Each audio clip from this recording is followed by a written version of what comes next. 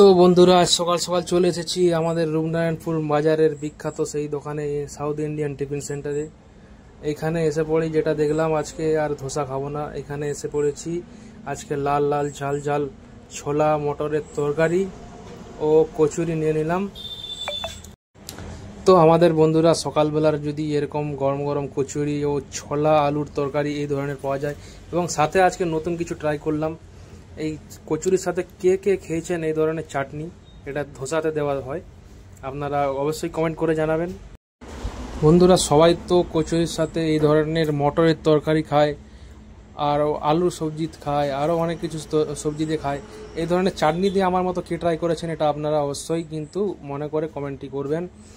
আর দেখুন এই তরকারির মধ্যে দিয়ে দিচ্ছিল একটা বড় ধরনের শুকনো লঙ্কা, দেখুন সাইডে রাখা রয়েছে, এবং এই যে ছোলা রয়েছে, মটর রয়েছে, আলু, সব মিলিয়ে একদম দারুণ। খেয়ে দেখা যাক। সুন্দর টেস্ট বন্ধুরা, সুন্দর। সকাল সকাল এই ধরনের গরম গরম কচুরি দিয়ে জাস্ট জমে গেল। আর একটু ট্রাই করলাম কচুরির সাথে এই চাটনিটা দিয়ে, আমার তো খুব ভালো লেগেছে, দারুণ দারুণ। ঠিক আছে বন্ধুরা, আর দেখুন আমার ক্যামেরাম্যানেরও খাবার সাইডে রাখা রয়েছে। তো বন্ধুরা আমার বাড়ির পাশে যে যে ধরনের খাবার দোকান রয়েছে আমাদের রূপনারায়ণপুর বাজারে, সব কিছু আপনাদের তুলে ধরছি প্রতিদিন। আপনাদের ওখানকার যদি কোনো ভালো কিছু খাবারের দোকান থাকে, নতুন কিছু আইটেমের দোকান থাকে, আপনারা সেটাও কমেন্ট করে জানাবেন, আমরা ওইখানে গিয়েও ভিডিও করব। ঠিক আছে, তো বন্ধুরা আজকে ভিডিওটা দেখতে থাকুন প্রথম থেকে লাস্ট পর্যন্ত, এবং যারা ইউটিউব থেকে দেখছেন তারা চ্যানেলটিকে সাবস্ক্রাইব করবেন, এবং যারা ফেসবুক থেকে দেখছেন চ্যানেলটিকে অবশ্যই ফলো করবেন। তো বন্ধুরা আপনারা নিশ্চয়ই ভাবছেন যে এ সাউথ ইন্ডিয়ান টিফিন সেন্টারে গিয়ে ধোসা না খেয়ে কেন খাচ্ছে কচুরি। তো বন্ধুরা একটা কথা আগে থেকে বলে রাখি, যেটা হলো যে আমরা ধোসার ভিডিও প্রায় অনেকগুলোই বানিয়ে ফেলেছি। তো এর পর যদি আরও ধোসার ভিডিও বানানো হয়, সকলের হয়তো পছন্দ নাও লাগতে পারে। ঠিক আছে, ধোসার ভিডিও আর কত দেখবেন বন্ধুরা, চলুন নতুন কিছু দেখা যাক। তো আজকে তাই জন্য নিয়ে চলে আসলাম কচুরি তরকারির সাথে সাথে রয়েছে চাটনি, এটা ধোসার ফিলিংস দেয়।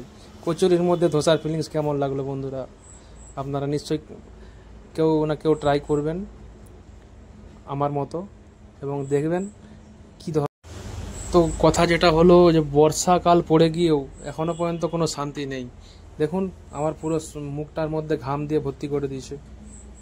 সকাল সকাল, এখন বাজে সকাল প্রায় 10টার সময়, মানে এই পরিস্থিতি দুপুর বেলা গড়ালে প্রায় আমার মনে হয় 40 ডিগ্রি তাপমাত্রা হয়েই যায়।